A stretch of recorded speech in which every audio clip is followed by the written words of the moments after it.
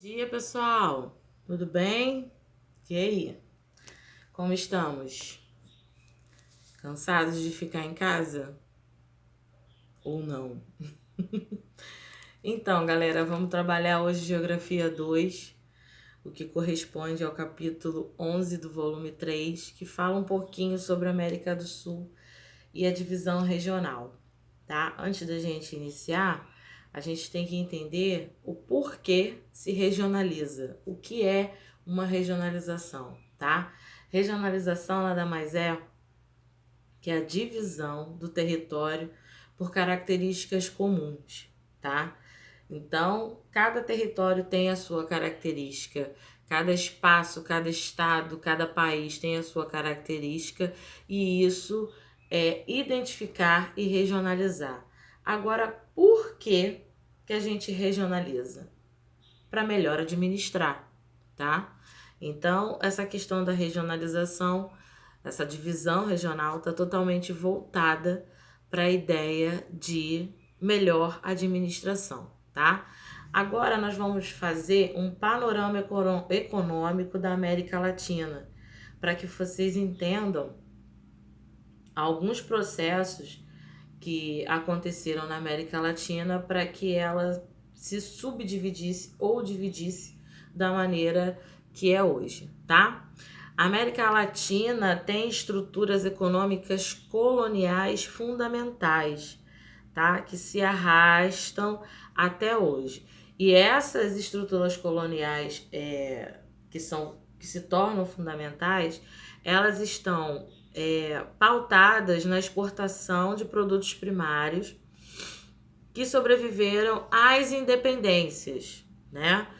Fazendo uma linha didática histórica. Processo de colonização, não, melhor, exploração, né? A gente tem lá as expedições exploratórias, expedição, colonização e independência. Ponto.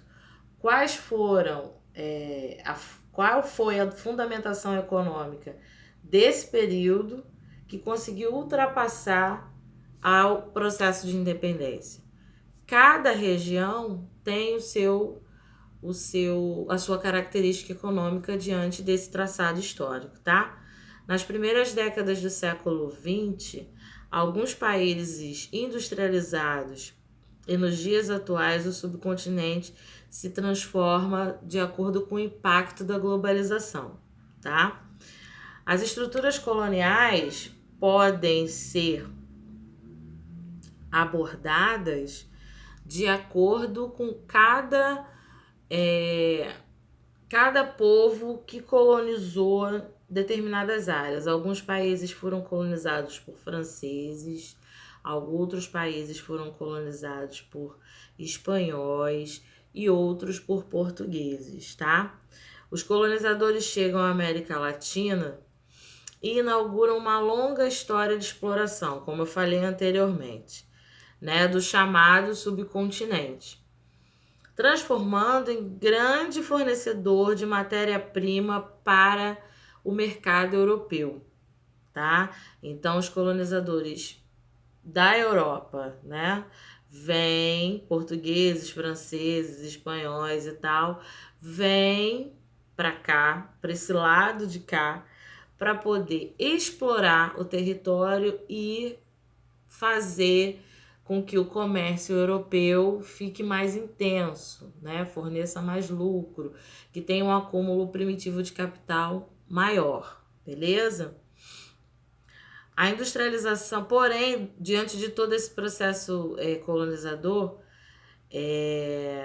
a industrialização é tardia, até mesmo por conta dessa característica colonial, né? Durante muito tempo, a gente tem localidades que se mantiveram com características coloniais, né? Que havia a metrópole e a colônia, e isso era muito rendoso, né? Fornecia muito dinheiro para quem mantinha lá o comércio das matérias-primas, né? Exploração, exportação da matéria-prima concentrada em suas mãos, tá? E aí isso vai determinar necessariamente o processo de industrialização tardio. E se tratando de Brasil, a gente vai entender isso de uma forma um tanto quanto melhor quando a gente para pensar na questão do tráfico negreiro, né, que era uma coisa super movimentada em território brasileiro, né, que favoreceu os senhores de engenho de uma forma tanto com a mão de obra escrava, mas também com o lucro que sentiam com a venda de escravos, né? E a gente sabe também de todo o processo colonizador do Brasil e que a família real veio para o Brasil com o apoio da Inglaterra, onde foi palco em 1789 da Revolução Industrial, né? É quando a elite inglesa determina para a corte que eles não poderiam mais manter relações porque o Brasil era um país dado como atrasado por ainda manter características coloniais. E aí, até abandonar essas características para poder vincular, né, fazer a interligação internacional com outras áreas que a gente vai ver posteriormente, isso demora muito tempo, né? Eu falando assim parece que é rápido, mas não. É um processo histórico, né, e geográfico quando se trata das questões de desigualdade, economia e tudo mais, muito demorado, né? Tanto é que até hoje a gente ainda traz algumas características coloniais no que diz respeito principalmente à questão social, tá? E aí isso vai tornar a industrialização brasileira tardia, né? No início do século XX, Brasil, México e Argentina conheceram um primeiro surto industrial, né? As indústrias de base, a indústria têxtil, de bens de consumos não duráveis, é que vão aparecer durante esse surto colonial, tá bom? No período pós-guerra, surto industrial, perdão. No período pós-guerra, a instalação de filiais de grandes corporações transnacionais, econômicas nacionais em relação ao capital externo, ou seja, somente no período pós-guerra que você tem uma integração desse entendimento, né, das transnacionais. De qualquer forma, se a gente pensar de maneira grosseira, mas real, o Brasil continua sendo colônia, porque as grandes potências econômicas colocam aqui as suas empresas, né, que seja da área alimentícia, gênero alimentício, vestuário, perfumaria, o que seja, e se esse comércio tem veiculação, continua sendo colônia. É só você parar para pensar nessa estrutura que está sendo abordada aí, tá? Na América Latina, nós temos uma economia globalizada. E aí você tem a adoção dos programas de privatização, ou seja, se antes você tinha uma intervenção estatal em que o Estado intervinha diretamente nas questões financeiras dessas empresas, com a globalização começa a surgir uma adoção da economia globalizada, que ela fica concentrada nas mãos dos grandes empresários e eles respondem por aquela empresa. Por exemplo, a Vale do Rio Doce foi criada na década de 30, né, quando alguns projetos de Getúlio Vargas com relação à industrialização, né, as indústrias de base começam a surgir e hoje a Vale do Rio Doce é uma empresa privatizada, né? Eu ainda cheguei a pegar um pedacinho dela como estatal, mas ela foi privatizada. Então, a gente tem uma série de outras empresas que passaram por esse processo, que hoje vocês, como são bem mais jovens, não vão conhecer, mas podem pesquisar para saber quais são, tá? E dentro desse processo de economia globalizada, adoção da privatização, existe também a contenção de gastos públicos, né? que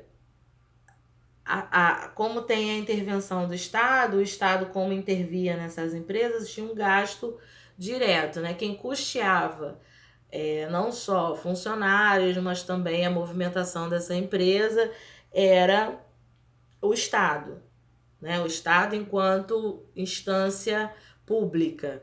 E aí, com a privatização, isso para de acontecer. E, como consequência, você tem a diminuição do investimento estatal, né?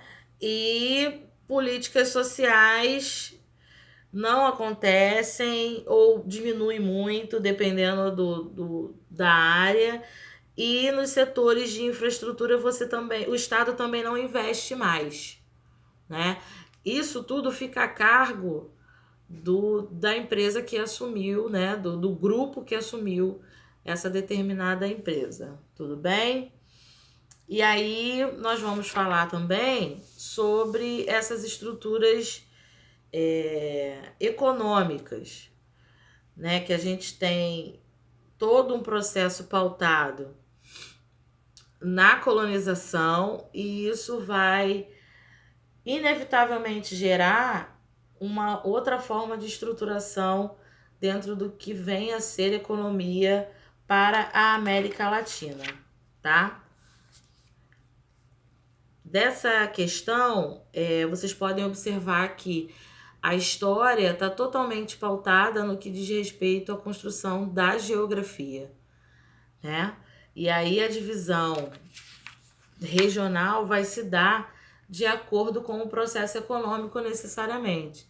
A economia é que vai estar pautada na construção de outros processos regionais, principalmente. Como, por exemplo, nós temos o IBGE. O IBGE é o órgão responsável que pesquisa quem é a população que compõe aquela determinada área, tá?